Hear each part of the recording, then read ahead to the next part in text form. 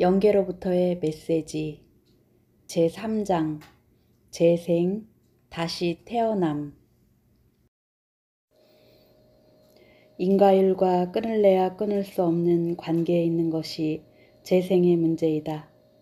타계 후 일정 기간을 두고 이 지상에 다시 태어나 필요한 체험을 쌓거나 혹은 전세의 보상을 한다는 것이 재생이다. 실버버치는 이 재생을 전면적으로 긍정하는 사람 중에 한 사람이지만 실버버치의 영매를 맡고 있는 바바넬 씨는 오랫동안 이 재생설에 반대하고 있다.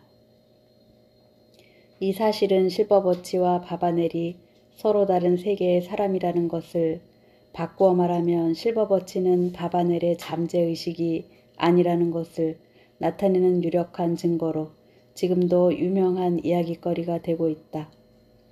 재생에는 조금씩 성질이 다른 여러 가지 재생이 있다. 같은 인간이 꼭 그대로 다시 태어난다는 설, 즉 완전 재생설이 있고 미정화의 부분만이 태어난다는 부분적 재생설, 또한 일부도 전부도 아닌 마치 인간이 자식을 잉태하는 것처럼 수호령이 영적인 씨앗을 모체의 태아에 심는다는 창조적 재생설 등이 있다. 그렇다면 왜 같은 스피리추얼리즘 속에서 이렇게 여러 설로 나누어지는가? 그 점에 대해 실버버치에게 듣기로 하자. 지식과 경험이 많고 적음의 차이가 그런 여러 가지 설을 낳는 것이다. 재생의 원리를 전면적으로 이해하는 데는 많은 시간과 경험이 필요하다. 영계에 몇천 년, 몇백 년 있었어도 재생의 원리를 전혀 모르는 사람도 있다. 그 이유는 사후의 세계가 지상처럼 평면적이 아니라 단계적인 내면의 세계이기 때문이다. 그 단계는 영계에 의해 정해진다. 그 영적 단계를 한 단 한 단 올라가면 재생이라는 것이 존재한다는 것을 알게 된다. 물론 그 원리가 당신들이 생각하는 것처럼 그렇게 단순한 것은 아니지만 영계에서도 이런 양상이니 지상의 인간에 이르러서야 말할 나위도 없는 일이다. 태고로부터 세계 각지의 여러 가지 재생에 관련된 신앙이 있었다. 단지 인간으로서의 재생뿐 아니라 동물로 태어날 수도 있다는 것을 설파한 것도 있다. 또한 기계적으로 몇 번이고 되풀이해서 그야말로 무한한 재생을 반복한다고 주장하는 종교도 있다. 그럼 재생의 진상은 어떤 것인가? 그리고 목적은 무엇인가? 그것은 실버버치에게 듣기로 하고 그 전에 재생 문제를 다루는 데 있어서 중요한 과제인 용어 중 중심적인 용어가 되는 자아, 의식, 개인적 존재 등을 바르게 이해해 보도록 한다. 이것을 이해하지 못하면 재생의 진상을 알 수가 없는 것이다. 우리들이 자기라고 의식하고 있는 것은 실은 절대적인 개인적 존재가 아니라 참 자아인 큰 의식체의 일부 또는 일면에 불과하다. 즉 개인적 존재의 너머에 있는 대하로 회귀해 가는 과정이 바로 인생인 것이다. 그 개인적 존재를 초월한 의식의 집단을 마이아스 씨는 그룹 소울, 아사노 씨는 유혼이라고 표현했다. 참으로 적절한 표현이다. 달리 표현할 말이 떠오르지 않는다. 그러나 문제는 그것에 대한 바른 이해라고 생각된다. 다음은 영원한 대도에 깔려있는 마이아스의 통신을 읽어보자. 유호는 보기에 따라 단수이기도 하고 복수이기도 하다. 각계의 스피릿이 복수의 유혼을 하나로 결속시키고 있는 것이다. 뇌 속에 몇 개의 중추가 있는 것처럼 심리적 생활에 있어서도 각계의 스피릿에 의해 묶여진 일단의 영혼이 있어서 그것이 영적 양분을 스피릿으로부터 얻는 것이다. 나는 앞에서 귀유자를 대별하여 영과 혼과 육으로 구분하였는데 그 가운데 영의 사람쯤 되면 대부분은 다시 지상 생활로 돌아가고 싶어 하지 않는다. 그러나 그들을 통일하고 있는 스피릿은 몇 번이고 지상 생활을 요구한다. 그리고 그 스피릿이 유혼들의 고삐가 되어 진화, 향상의 과거에 있어서 서로 반응과 자극을 주고받는 것이다. 따라서 내가 영적 조상이라고 할 때 그것은 육체적 조상의 일이 아니라 그러한 각계의 스피릿에 의해 나와 같이 묶여진 유혼의 선배들을 말하는 것이다. 각계의 스피릿에 들어있는 유혼의 수는 20인의 경우, 100인의 경우 등으로 일정하지 않다. 단 불교에서 말하는 천의 업은 확실히 전세에서 짊어지고 오는 것이다. 왕왕 나 자신의 전세의 업이 아니고 나보다 훨씬 이전의 지상 생활을 보낸 유혼의 하나가 남기고 간 형을 갖게 되는 일이 있다. 그와 마찬가지로 나 또한 자신이 보낸 지상 생활에 의해 유혼의 다른 한 사람에게 형을 남기게 된다. 그 결과 우리는 언제나 독립된 존재이면서 동시에 여러 계에서 생활하고 있는 다른 영적 동료들로부터 영향을 받는다. 그리고 그 사후의 세계에 와서 영적으로 향상해감에 따라 우리는 점차 이 유혼의 존재를 자각하게 된다. 그리고 마침내는 개인적 존재와 작별을 고하고 그 유혼 속에 몰입하여 동료들의 경험까지도 내 것으로 해버리는데 이것은 인간의 존재에는 두 가지 면이 있다는 것을 뜻한다. 하나는 형태의 세계에서 존재이고 다른 하나는 유혼의 일원으로서의 주관적 존재이다. 지상의 사람들은 나의 이 유혼설을 쉽게 받아들이려 하지 않을지도 모른다. 그들은 거의 사후에서의 불변의 독립성을 바라거나 혹은 신의 대생명 중에서 일종의 정신적 기절을 하고 싶다고 생각할 것이다. 그러나 나의 유혼설에는 그 두 가지의 요소가 멋지게 포함되어 있다. 우리들은 훌륭한 개성을 지닌 독립된 존재임과 동시에 천체 속의 불가결한 일부이기도 한 것이다. 내가 말하는 제4계, 색채계, 특히 제5계, 광념계까지 진행해가면 전체로서의 내면적 협조 생활이 얼마나 멋있고 아름다운가가 절실히 느껴져 온다. 존재의 의의가 여기서 한층 더 깊어지고 강해지는 것이다. 또 여기에서 지상 생활에서는 접할 수 없는 자기 중심성, 즉 자기의 물질적 생명을 유지하기 위해 간단없이 타의 물질적 표현을 파괴해가지 않으면 안 된다는 지상적 필요악에서 완전히 탈피하게 되는 것이다. 이상은 아사노 씨의 역의 유혼 중 중요 부분을 참고하여 읽기 쉽게 옮긴 것이다. 마이아스는 이 책의 같은 대목에서 우주의 창조자는 필시 대수학자가 아닌 대예술가일 것이라고 말했다. 그것이 의미하는 바는 우주의 법칙이 실버버치도 말한 것처럼 조금의 착오도 없이 수학적 정확성을 가지고 있기는 하지만 동시에 거기에는 감각이 있고 아름다움이 있고 파란이 있다는 것이다. 우리도 조금은 그것을 알 것 같다. 그럼 다음은 재생에 대해 듣기로 한다. 지상에서 동물적 본능 그대로 살아온 인간이 이번에는 지적, 정서적 생활을 체험하기 위해 다시 지상에 돌아온다. 이것은 틀림없는 사실이다. 바꾸어 말하면 내가 말하는 육의 사람은 일단 틀림없이 재생한다. 혼의 사람 속에서도 재생이라는 수단을 택하는 자가 아주 없는 것은 아니다. 그러나 소위 윤회전생이라고 하는 것은 기계적인 재생의 반복이 아니다. 하나의 영이 기계의 회전처럼 생과 사를 반복했다는 예증을 나는 들은 적이 없다. 몇 번이고 지상에 돌아온다는 것은 일단 생각할 수 없다. 이런 설은 분명히 틀린 것이다. 물론 원시적 인간 가운데 향상심, 즉 동물적 단계에서 벗어나려는 욕구가 좀처럼 싹트지 않은 자가 있을 것이다. 그런 인간은 예외적으로 몇 번이고 재생을 할지도 모른다.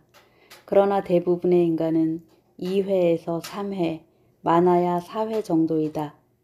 그 중에는 특수한 사명이나 인연으로 인해 8회이고 9회이고 지상으로 돌아오는 경우도 가끔은 있다. 적당한 숫자를 말할 수는 없어도 단언할 수 있는 것은 인간이라는 형태로 50회나 100회 이상을 지상에서 배회하는 일은 절대로 없다는 것이다. 단지 2회나 3회의 재생으로는 충분한 경험을 얻지 못하는 것이 아니냐고 말할 사람도 있겠으나 그 부족을 보충하기 위한 배려는 이미 준비되어 있다. 거린, 약장수, 왕, 시인, 어머니, 군인 이상은 수많은 생활 형태 중에서 종류와 성질이 다른 것들을 무작정 나열해 본 것이다. 여기에서 유의할 것은 이 6사람이 모두 오감을 사용한다는 점에서 일치한다는 것이다. 다시 말해 인간 생활의 기본적인 희노애락의 체험에 있어서는 전적으로 같은 조건하에 있고 다만 육체 기관의 특징과 리듬이 그 표현을 달리하는 것에 불과하다. 그들에게 지상 생활을 여러 번 하도록 해도 인간적 체험 전체에서 보면 불과 일부분밖에 체험할 수 없는 것이다. 고생을 했다고 해도 별것 아니다. 인간성의 기미에 접하고 희연 대오를 했다고 해도 그 정도는 뻔한 것이다. 인간 의식의 모든 범위, 인간적 감각의 모든 것에 통달한다는 것은 천만의 말씀이다. 그럼에도 나는 지상 생활의 체험을 충분히 터득할 때까지는 사후에 고급계에서 살기를 바라지 말라고 말하고 싶다. 그 모순을 푸는 것이 내가 말하는 유혼의 원리이다. 우리는 그러한 무수한 지상적 체험과 지식을 얻기 위해 지상에 돌아올 필요는 없다. 다른 유혼이 쌓아 올린 체험과 지식을 내 것으로 하는 것이 가능하기 때문이다. 누구에게나 많은 동료가 있고 그들이 여행한 과거가 있고 지금 여행하고 있는 현재가 있고 앞으로 여행할 미래가 있다. 유혼의 인생은 확실히 여행이다. 나 자신은 전에 한 번도 황색 인종의 지상 체험을 갖지 않았으나 내가 속한 유혼 가운데 동양에서 생활했던 자가 몇 사람 있어서 나는 그 생활 속의 행위와 희노애락을 실제와 동일하게 체험할 수 있었다.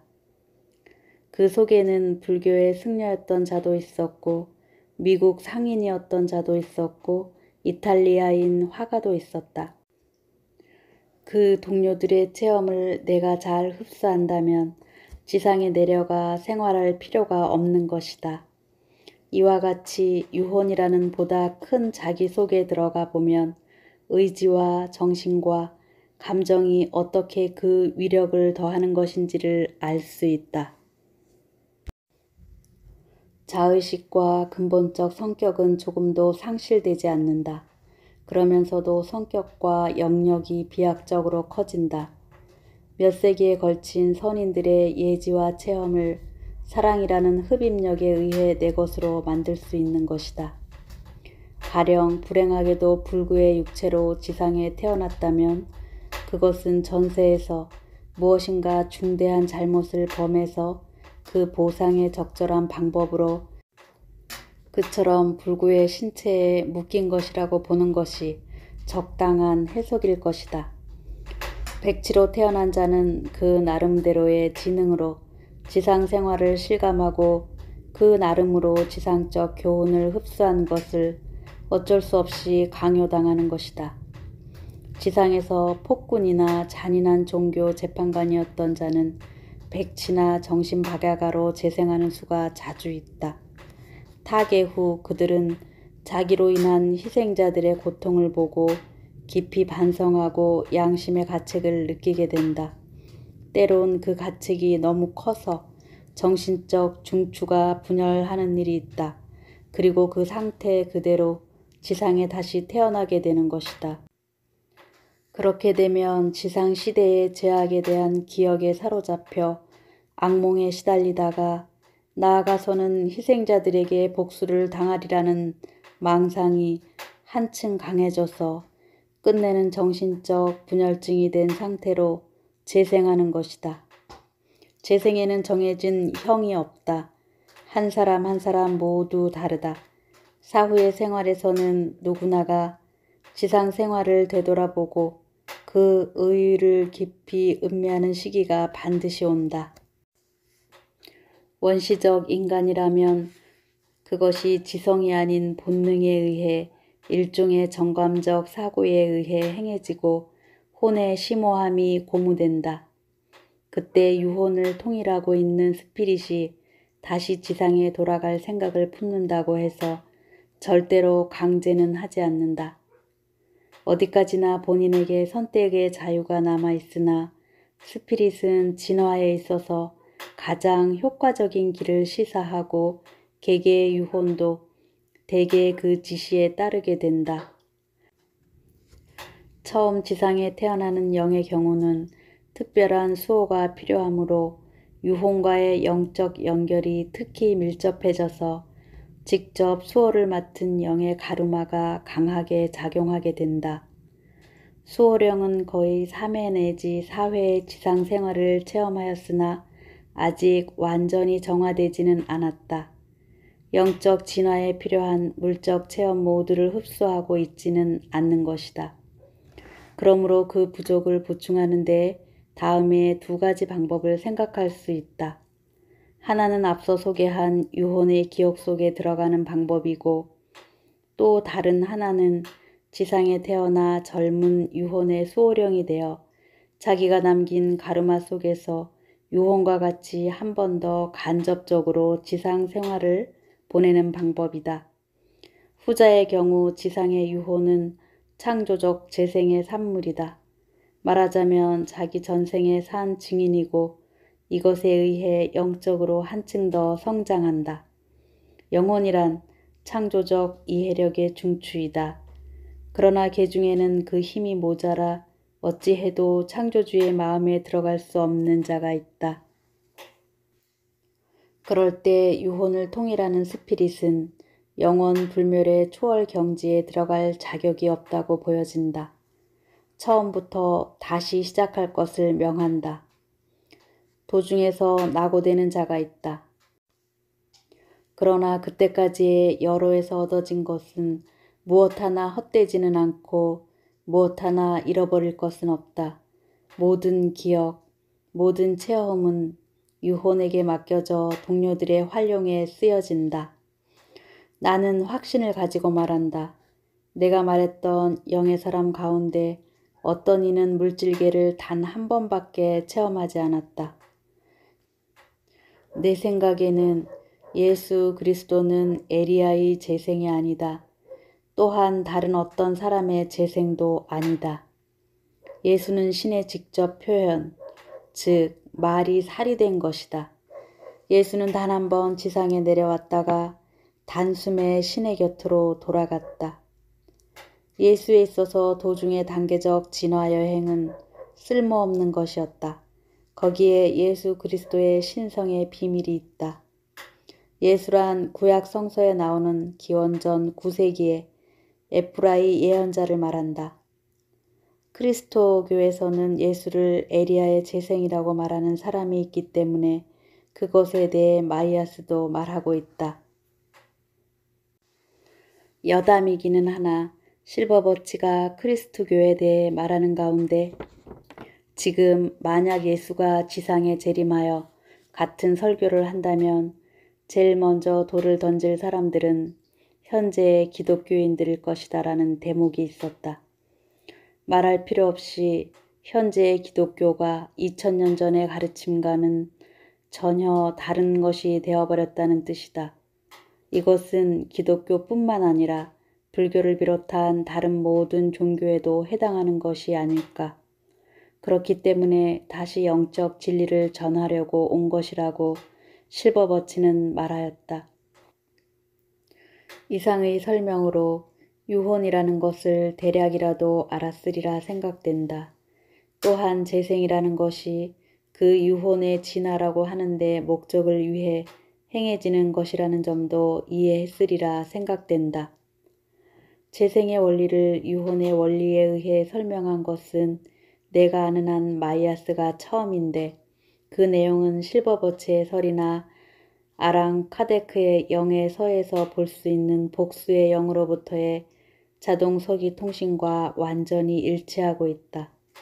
특히 실버버치의 경우는 그것은 마이아스가 말하는 유혼과 같은 것이냐 하는 질문에 대해 전적으로 같다고 단언하고 있다. 대단히 흥미로운 사실이다.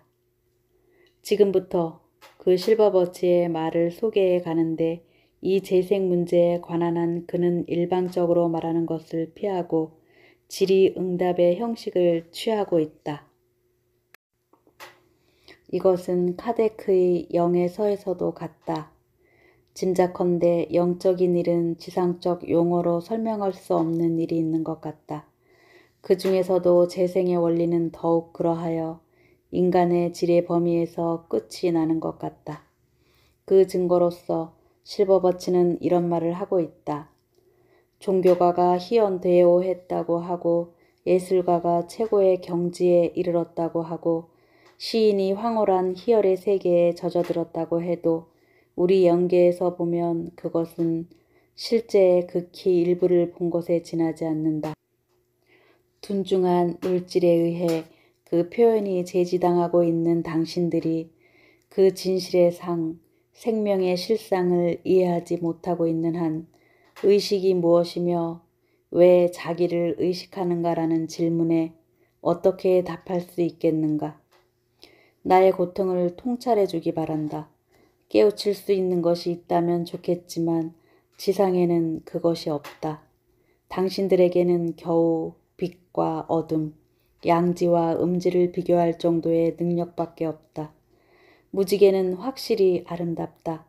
그러나 지상의 언어로는 설명할 수 없는 정도의 아름다운 색을 보고 아름답다는 관념은 전할 수 있어도 그 본연의 아름다움을 이해시킬 수는 없는 것이다. 실버버치의 재생에 관한 질문에 대해 서술한 것은 없고 모두 질의응답의 형식으로 이루어져 있다. 그것은 나름대로 알기가 쉬울 뿐 아니라 상세한 부분까지 다룰 수 있다는 이점이 있다. 그러나 짐작컨대 인간에게는 비밀로 해야 할 부분이 있는 것만 같다. 즉 우주에는 인간이 절대로 이해할 수 없는 부분이 있는 것 같다는 말이다. 앞에 인용문에서도 그것을 느낄 수 있다. 그러나 재생의 대체적 개념, 기본적 원리에 관한 하는 실버버치와 카데크, 마이아스 모두가 같은 말을 하고 있다. 나는 이것이 재생에 관한 진상, 적어도 인간이 이해할 수 있는 범위 내에서의 진상이라고 보아도 상관없다고 믿는다. 마이아스의 유혼소를 모두에 가지고 온 것도 그것이 실버버치의 개념을 전하는 논설로서 적당하다고 보기 때문이다. 이것을 상세하게 설명할 목적으로 다음에 실버버치와 참석자의 일문일답을 소개한다. 먼저 재생은 자발적인 것인가? 그렇지 않으면 이루어져야 할 목적이 있어서 어쩔 수 없이 재생하는 것인가? 라는 물음에 대하여 실버버치는 그 양쪽 모두라고 대답한다. 이것은 요컨대 그 나름대로의 의미가 있어서 그것이 납득이 되었기 때문에 재생한다는 것이냐고 물어보면 거침없이 그렇더라고 답한다.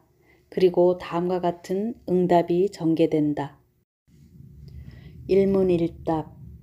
그렇다면 그것은 강제적이라는 말이군요. 강제적이라는 말의 의미가 문제다. 누군가로부터 재생하라고 명령을 받는 것이라면 강제적이라고 말해도 좋겠으나 그런 명령이 내려지는 것은 아니다. 다만 지상에서 배우지 않으면 안 될 교훈, 해야 할 일, 속죄해야 할 전생의 과오, 베풀어야 함에도 베풀지 않았던 친절. 사후에는 사랑에 인연이 있는 자와 생활을 같이 한다고 들었는데 사랑하는 자가 재생해서 가버리고 나면 남아있는 자와의 사이는 어떻게 되는 것인가? 별로 문제는 없다. 물질적인 각도로 사물을 생각하니까 그것이 문제가 되는 것처럼 생각되는 것이다. 몇 번이나 말했지만 지상에서 보이는 개성은 개체 전체에서 보면 불과 일부에 지나지 않는다. 나는 그것을 큰 다이아몬드에 비유한다. 하나의 다이아몬드에는 몇 개의 면이 있고 그중 몇 개인가가 지상에 재생하는 것이다. 그러면 분명히 일시적 격리가 생긴다. 즉, 다이아몬드의 한 면과 다른 한 면의 사이에 물질이라는 벽이 생겨 일시적인 분리 상태가 되는 것이다. 그러나 사랑의 인연이 있는 곳에 그런 이별은 문제가 아니다. 영혼은 도대체 어디서 오는 것인가? 어디엔가에 혼의 저장소 같은 곳이 있는 것인가? 지상에서는 요즘 산화 제한이 한참인데 낳으려고 마음만 먹으면 어린애는 얼마든지 낳을 수 있다. 그러나 그런 경우 혼은 어디에서 오는 것인가? 당신의 질문에는 오해가 있는 것 같다. 당신들이 영혼을 만드는 것이 아니다. 인간이 하는 일은 영혼이 자기를 표현하기 위해 기관을 제공하는 일뿐이다. 생명의 근원인 영은 무한하다. 무한한 것에는 개성이 없다. 그 일부가 개체로서의 표현 기관을 얻어 지상에 나타나는 것이다. 그 표현 기관을 제공하는 것이 인간의 역할이다. 영은 영원한 존재이므로 당신도 개체에 묻기 이전부터 줄곧 존재하고 있었던 것이다. 그러나 개성을 가진 존재, 즉 개체로서의 잉태의 순간부터 존재를 얻는 것이 된다. 영계에는 이미 지상 생활을 체험한 인간이 많다. 그 중에는 다시 한번 지상에 와서 하지 않으면 안 될 책임, 바로 잡지 않으면 안 될 일 등을 안고 있는 자가 많이 있다. 그 목적을 위해 기회를 줄 최적의 신체를 찾아 헤매고 있는 것이다.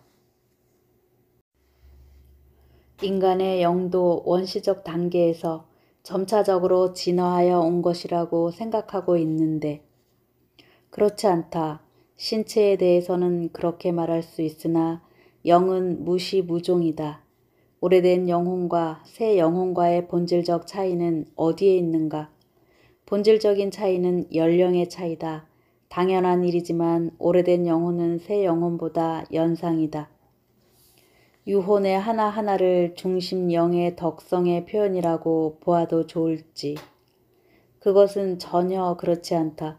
어쩐지 이러한 질문에 답하는 것은 마치 선천성 맹인에게 맑게 갠 하늘의 아름다움을 설명하는 것과 같다. 비유할 표현이 없어 곤란하다. 그것은 프레드릭 마이아스가 말하는 유혼과 같은 것인지 전적으로 같다. 그러나 단순히 영혼을 불러 모으는 것과는 다르다. 큰 의식체를 구성하는 집단으로 그 전체의 진화를 위해 각자가 물질계의 체험을 구하려고 찾아오는 것이다. 그 의식의 본체에 들어갔을 때 각 영은 개성을 상실하는 것이 아닌가 생각되는데 강물이 바다에 흘러들면 그 강물의 존재는 없어질까? 오케스트라가 완전한 하모니를 연주하고 있을 때 바이올린의 경우 바이올린의 음은 없어져 버리는 것일까? 왜 영계통신의 모두가 다시 태어남의 사실을 설명하지 않는 것인지. 증명할 방법이 없는 것을 이것저것 말해도 소용없겠지만 의식이 넓어져 깨우침의 준비가 되었을 때 처음 진리로서 받아들여지는 것으로 요는 영적 진화의 문제다. 재생 같은 것은 없다고 말하는 영은 아직 그 사실을 깨우칠 단계까지 미치지 못했기 때문에 그렇게 말하는 것이다. 종교가 그 신비적 체험을 외판원에게 말해도 소용없을 것이다. 예술가가 인스피레이션의 이야기를 예술적 센스가 없는 사람에게 들려준들 무슨 소용이 있겠는가? 의식의 정도가 다른 것이다. 재생한다는 것은 자기가 알 수 있는 것인지 혼 그 자체는 본질적으로 자각한다. 그러나 지적으로 의식한다고는 규정할 수 없다. 신의 불령인 혼은 영혼의 흐름 속에 한 발 한 발 서서히 표현을 구하고 있다. 그러나 어느 단계에서 어떻게 표현해도 그 분량은 극히 적다. 표현되지 않은 부분이 대부분을 차지한다.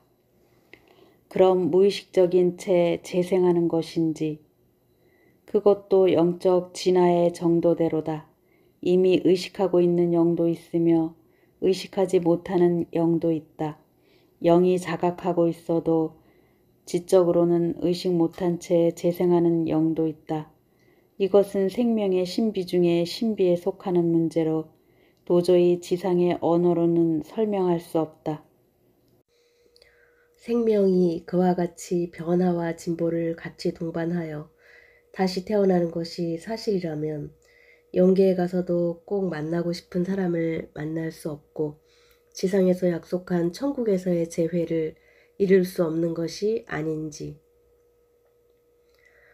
사랑은 반드시 성취된다. 왜냐하면 사랑이야말로 우주 최대의 에너지이기 때문이다. 사랑은 반드시 사랑하는 사람을 끌어당기고 또 사랑하는 이를 찾아낸다. 사랑하는 사람들은 영구히 떼어놓을 수 없는 것이다.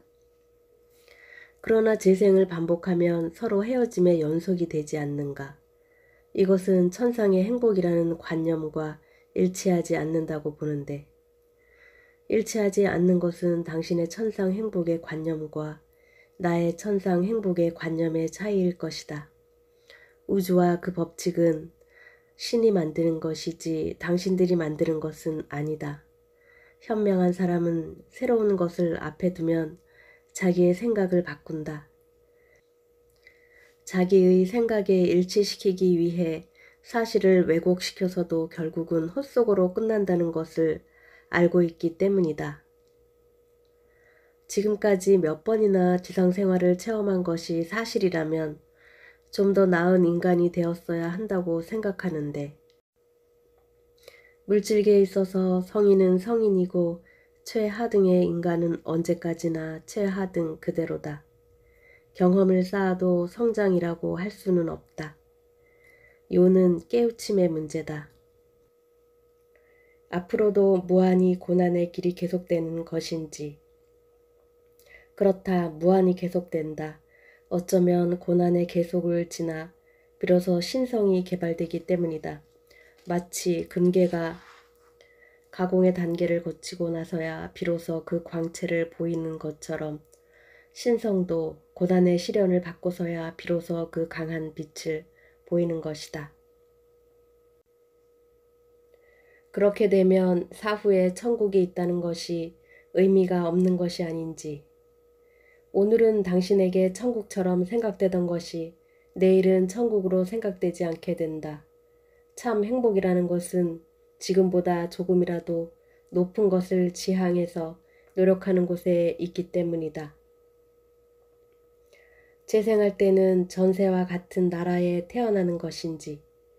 그렇다고 단정할 수는 없다. 지향하고 있는 목적을 위해 가장 적당하다고 생각되는 나라와 민족을 선택한다. 남성이냐 여성이냐 하는 선택도 같은지. 같다. 반드시 전생과 같은 성으로 태어난다고 단정할 수는 없다. 영계에 가서 지상생활에 속죄를 해야 하는데 다시 지상에 재생하고 나서도 같은 죄에 대해 속죄를 해야 한다는 것이 사실인지, 신은 같은 죄에 대해 2번이나 벌을 가하는 것인지, 속죄한다든가 벌한다든가 하는 문제가 아니고 요는 진화의 문제이다.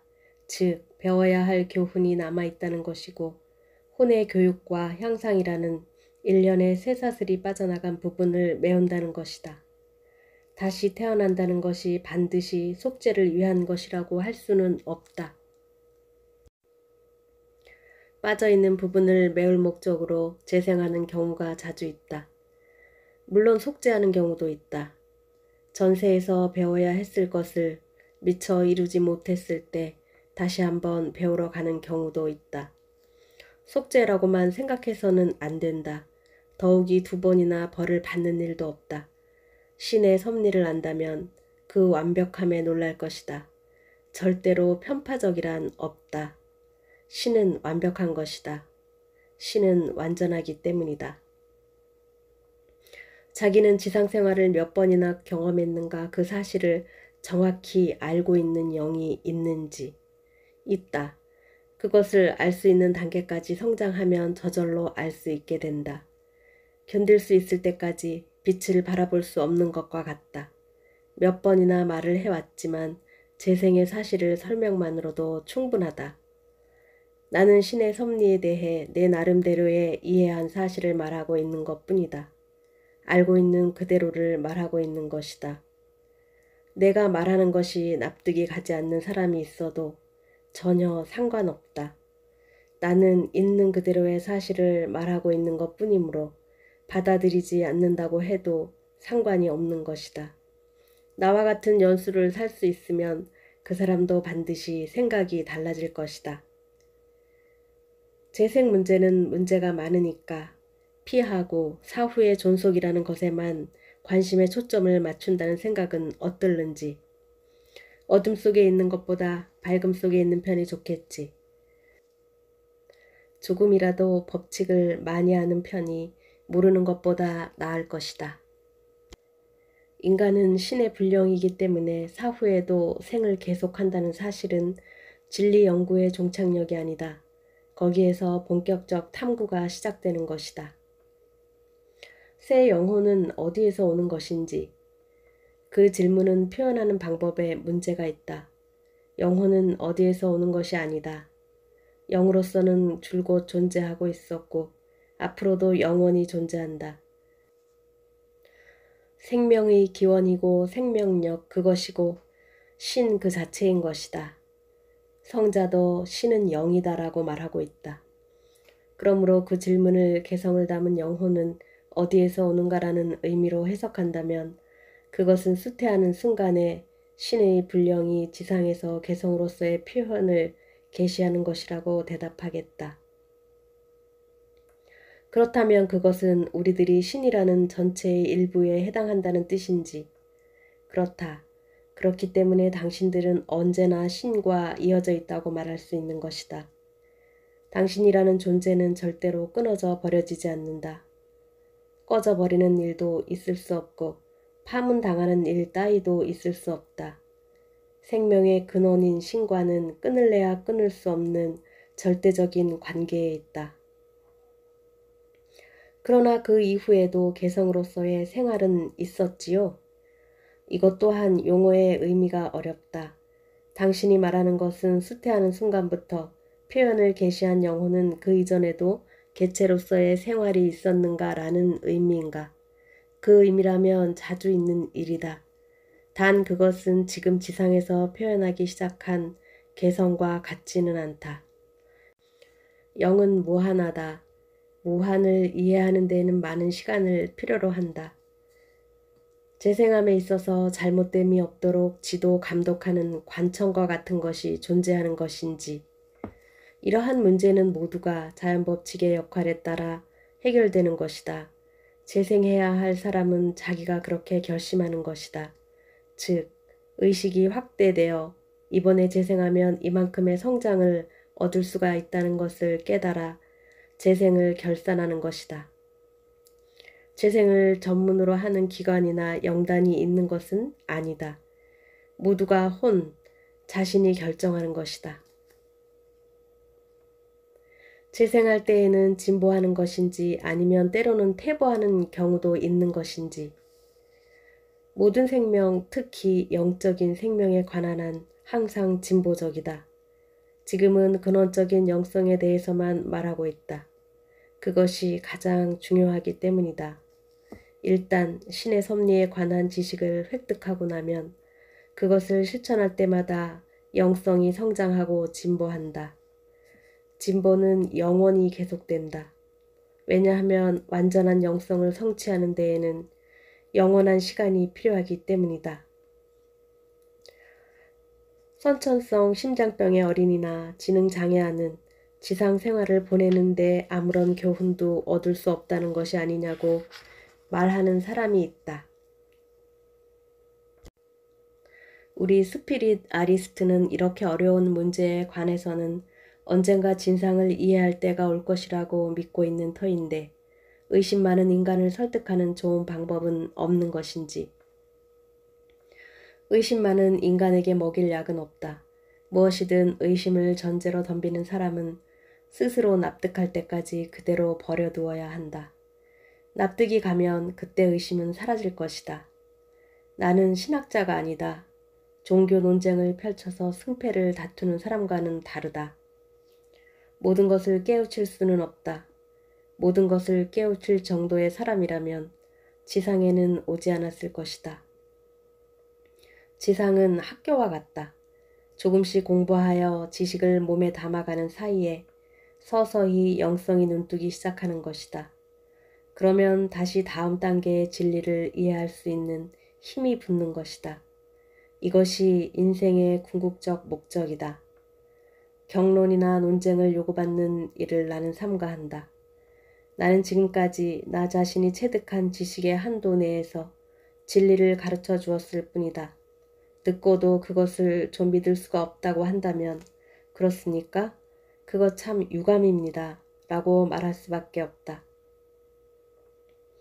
영에게는 몇 가지 측면이 있는데 그 중에 하나가 지상에 태어나고 나머지는 다른 세계에서 생활할 수도 있다고 말하였다. 좀 더 자세히 설명해 주었으면 하는데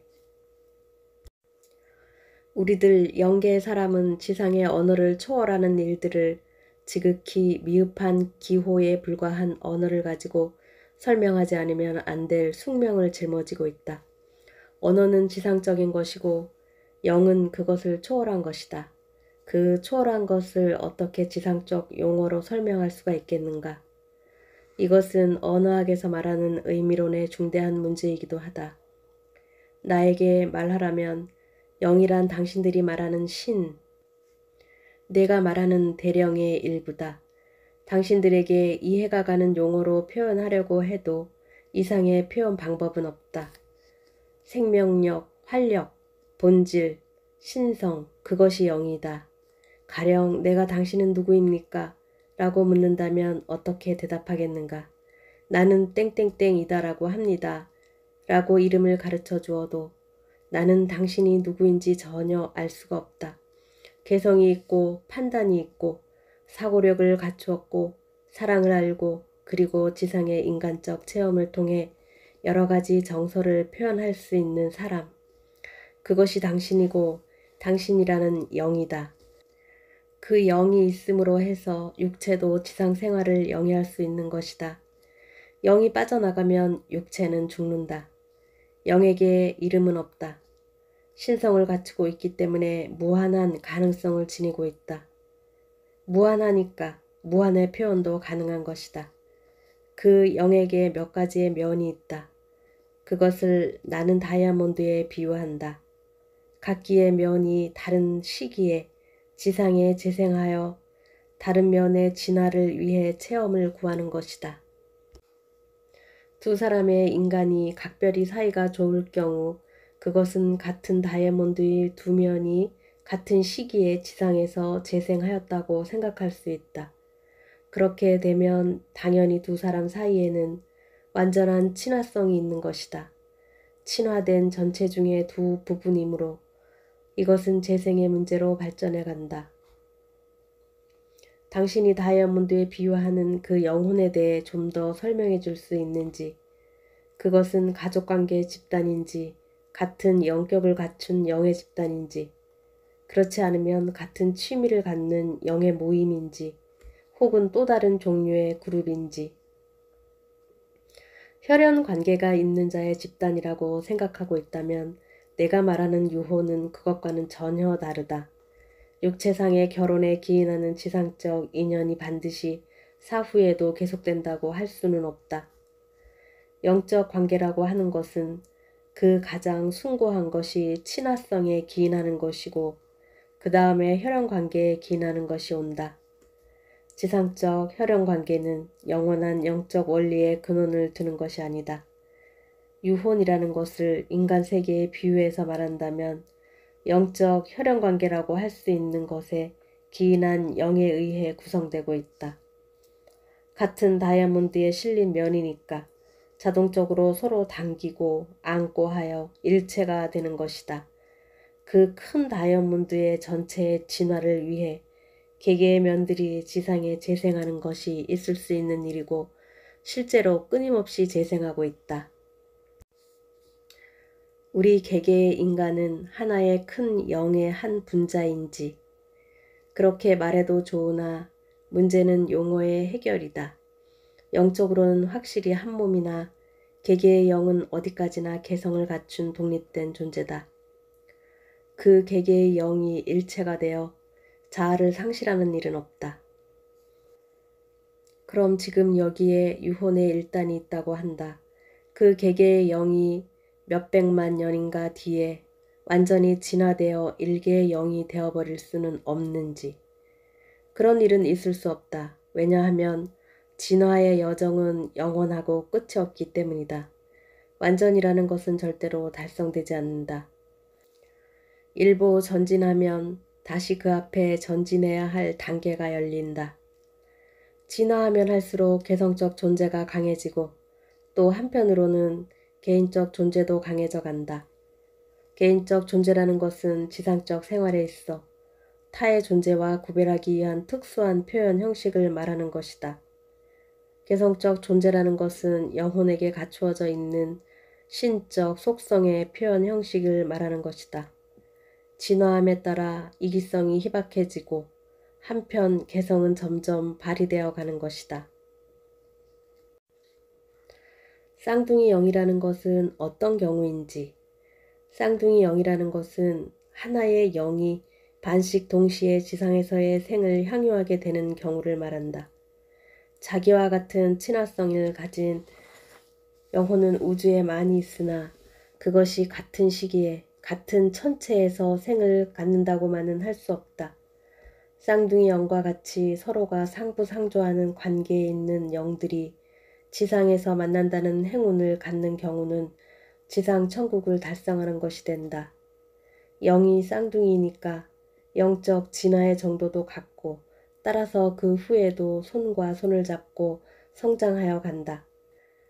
내가 때때로 당신들은 에피너티군 하고 말하는 일이 있는데 그 경우가 바로 그것이다. 쌍둥이 영이라도 한쪽이 먼저 타게 하면 따로따로 가게 되는 것이 아닌지. 육체적으로는 그렇다. 그러나 그것도 잠깐 동안의 일이다. 중요한 것은 두 사람이 영적으로 일체 관계에 있다는 것이다. 물질적인 사정이나 일들이 그 일체 관계에 영적인 영향을 미치는 일은 없다. 더욱이 잠깐 동안이라고는 하지만 지상에서 몇 년인가 함께한 생활은 영계에서 한 몸이 된 때와 같이 더할 나위 없는 행복을 맛보는 것이다. 물질계에 재생하는 영과 재생하지 않는 영이 있는 것은 왜 그런가? 영계 상층부, 즉 신청에는 한 번도 물질계에 내려온 일이 없는 존재가 있다. 그런 종류의 영에게는 그 나름대로의 우주에서의 역할이 있다. 물질 기관을 통해 표현을 체험하지 않아도 성장, 진화를 이룰 수가 있는 것이다. 처음부터 고급령에 속해 있는 신령으로 때에 따라서는 그 중에 특수한 사명을 지니고 지상에 내려오는 일이 있다. 역사상 위대한 영적 지도자 중에는 그러한 신령의 재생인 경우가 있다. 큰 업을 지니고 태어난 인간이 어떤 계기로 사랑과 봉사의 생활을 하게 된 경우 그 업이 단 한 번에 사라져 버리는 일은 없는가? 자연법칙의 근본은 어디까지나 원인과 결과의 법칙, 즉 인과율이다. 업도 그 법칙의 테두리 안에서 소화되어 가는 것이어서 도중의 과정을 뛰어넘어 단번에 사라지는 일은 없다. 원인이 있으면 반드시 거기에 상당하는 결과가 있고 그 결과 속에 다음 결과를 낳는 원인이 묻고 있는 것으로 이것은 거의 기계적으로 작동한다. 질문자의 말처럼 어떤 사람이 벼랑간 사랑과 봉사의 생활에 들어갔다고 한다면 이것은 그 나름대로의 업 소멸에 기여할 것이다. 그러나 단 한 번에 없앨 수는 없다. 사랑과 봉사의 생활을 쌓아가는 가운데 서서히 없어져 가고 드디어는 소멸한다. 업이라는 빚을 완전히 갚게 되는 셈이다. 전쟁이라든가 사고, 역병 등으로 몇만 명이라는 인간이 사망한 경우도 업이라고 생각해야 하는가? 그리고 태어난 수명보다 빨리 죽는 일은 없는가? 또 전쟁은 피할 수 없는 것인가? 만약 피할 수 없다면 그것은 국가적인 업인가? 업이라는 것은 결국 인과율이다. 선인 선과, 악인 악과라는 것도 대자연의 인과율의 일부이다. 그 일에는 어느 누구도 개입할 수 없다. 이것은 신의 공정함을 증명하는 것으로 신이 준비한 수단의 하나이다. 만약 개입이 허용된다면 신의 공정은 근원부터 무너질 것이다. 인과율이라는 것은 행위자에게 그것에 상당한 보수를 준다는 취지이며 너무 많다거나 너무 적은 일이 없도록 배려되고 있다. 그것은 당연히 개인뿐 아니라 개인의 집단인 국가에 있어서도 적용된다. 다음은 수명에 대해서 말하겠다. 수명은 본래 혼 그 자체가 결정하는 것이다. 그러나 개인에게는 자유의사가 있고 또 여러 가지 사정에 의해 수명을 신축시키는 일도 불가능하지는 않다. 다음, 전쟁이 불가피하냐는 질문이 있었는데 그것은 인간 자신이 해결해야 할 일이다. 자유의사에 의해 자기 마음대로 행동하면서도 그 보수는 받고 싶지 않다는 얌체 같은 이야기는 통하지 않는다. 전쟁을 하든 안 하든 그것은 인간의 자유이다.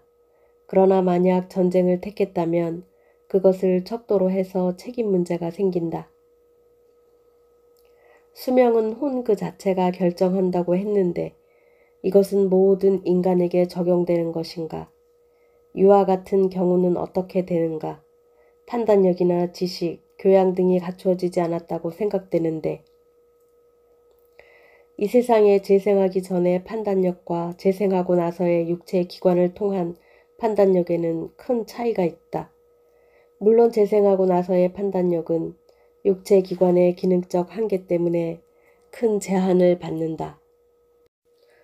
그러나 태반의 인간은 지상에서 찾아야 할 여정에 대해 재생 전부터 사전에 알고 있다. 지상에서 찾아야 할 여정을 알고 있다면 그 결과 얻어지는 성과에 대해서도 알고 있다는 것인가? 그렇다. 그렇다면 사전에 이미 알고 있는 것을 체험하려고 재생하는 셈인데 거기에는 어떤 의미가 있는 것인가? 지상에 재생하는 목적은 지상 생활에서 돌아와 영계에서 행해야 할 일이 있어 그것을 행할 만큼의 영적 자격을 터득하는 데 있다. 사전에 알고 있었다고 해서 영적 진화에 필요한 체험을 모두 터득했다고는 할 수 없다. 예를 들어 독서에 의해 얻은 지식은 체험에 의해 강화되지 않는 한 몸에 흡수되었다고 말할 수 없는 것이다. 영적 성장이라는 것은 실제로 사물을 체험하고 거기에 어떻게 대처하느냐에 따라 결정된다. 거기에 지상으로 재생하는 목적이 있는 것이다. 항공기 사고와 같은 참사는 희생자와 그 가족의 업을 지우기 위해 사전에 미리 계획된 것이라고 하는데 아직 납득이 되지 않는데 질문은 여러 가지 문제를 내포하고 있는 것 같다.